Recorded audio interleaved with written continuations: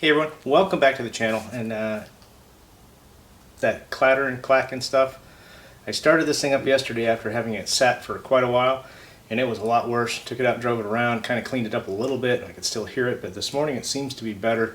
However, I think I'm going to use some of this Rislone engine treatment and see what it does. I did some research online, and it says that this stuff is about the best one that's advertised, available, whatever. They're not sponsoring, by the way. It's just me trying this out my own way. I have changed this car over. I am using AMSOIL, and so it is an AMSOIL synthetic all the way through, and like everything else. And but this one, because it sits as often as it does, I think that has a lot to do with kind of things sitting, because rust and things will start on these after they sit, and this probably hasn't been started before yesterday in well over a month, because of, well, before my surgery, which was the end of March. So yeah, it's been a while. But I'm going to put this stuff in here and see if it makes a difference, see if it helps out. And it says you can use it anytime, so let's give it a shot, see what it does. Alright, this stuff is really easy to use. It says on the instructions, add entire bottle of Rislone engine treatment to engine crankcase. High mileage treatment may be used anytime at or between oil changes. For larger systems, add 1 bottle for every 5 quarts of oil capacity. Will not void manufacturer's new vehicle warranty. It says it removes sludge and other harmful deposits, improves oil circulation for longer engine life, quiets noisy lifters and valve. That's what I'm looking for, and frees sticking rings, which this car doesn't smoke much. It says maintains normal oil viscosity at all engine operating temperatures and reduces friction wear, and especially at engine startup. That's what I want, is at engine startup. This is the high mileage stuff. Doesn't say you got to shake it up, but why not? So, okay, so as simple as remove the oil cap. Now this, the Miata's got about 165,000 miles on it too, so it is a little bit of a higher mileage car. Not as high mileage as my GMC, which has 207,000 miles on it now, and is still running like a top. I may put some of this in it though. See if I can do this in one shot. Oh, look at that. Now the car's not quite at a full, or up to the full line on the dipstick, so I think it'll be fine, just fine. There it is, back on. Let's go fire this thing up and see what it does.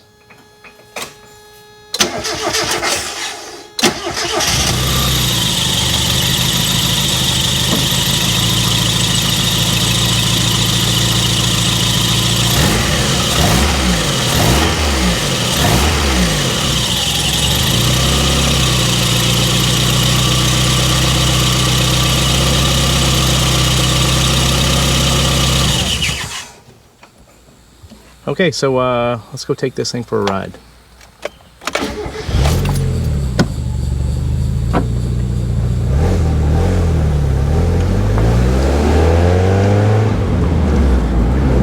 I don't know if it's any quieter yet or not, but we'll find out soon enough. Yesterday when I drove it, because I drove it into town and back, and it clattered a little bit going down the highway, just because I just don't think everything was kind of working after having sat for as long as it did. Okay, so we're on a backcountry road out here by the house. Seems to be really maybe just fine. There wasn't a problem with it to begin with, but I run along, what is it, in third gear. It's at about 2,900 RPM and 35 miles an hour, and it sounds quiet. Oil pressure's good. It's running I don't know, 50 psi for oil pressure, which is fantastic. Out on the highway up in about 50 or 3,500 RPM or so at about 55 to 60 miles an hour, it runs about 60 psi. So I don't know what the stock is or what it's supposed to be, but it seems fine, and it's quieter than it was yesterday. But I wanted to take it out and drive it so that I could get everything kind of worked around, everything up to operating temperature, all that good stuff, and then see what it does in about a week or so, see if it if the rattle, clatter, all that stuff comes back or not. But the reality of it is this car needs to be driven far more than it gets driven, and that would solve a lot of the problems. Cars don't like to sit.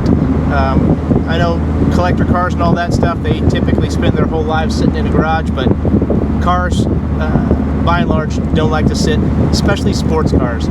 They like to be driven. It helps the seals stay lubricated, everything stay together how it should be, and so drive your cars, folks. This is actually a pretty decent little road back here. It's kind of fun. I come on it every once in a while. It's not something that I would do any spirited driving on. It's just a kind of a cruising road to shake things down and see how they work, make sure everything is working the way it should. Which everything seems fine to me.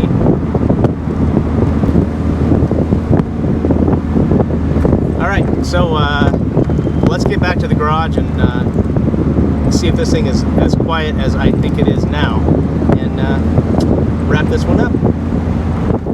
Hey, my battery's about dead, so I got to finish this one out.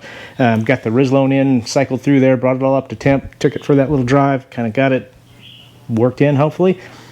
We'll see how it goes. Another couple of weeks, I'll probably do a short video and talk about what it did, and see if it made a difference. Let's hope that it did. On the drive, I tried a couple things while the clutch link is just making some squeaky noises, so that needs some lubrication. And then I hit the AC button to turn it on, and it didn't do anything. Didn't kick the compressor on or nothing, so I'm suspecting there's no pressure in there, which not surprised at all. Anyway, that said, those are projects for the future, and we will do more projects with the Miata.